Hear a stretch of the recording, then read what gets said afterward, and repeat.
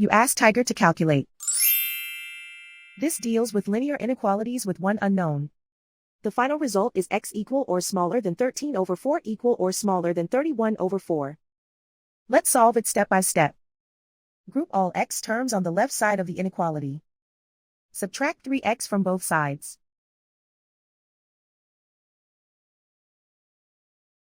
Group like terms.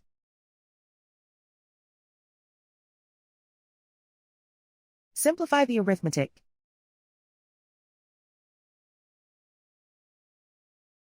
Group like terms.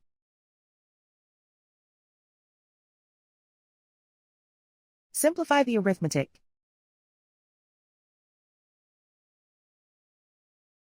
Group all constants on the right side of the inequality. Add 4 to both sides.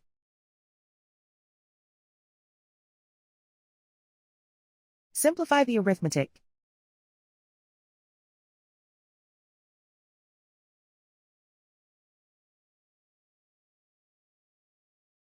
Isolate the x.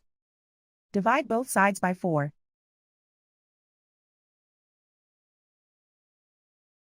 Simplify the fraction.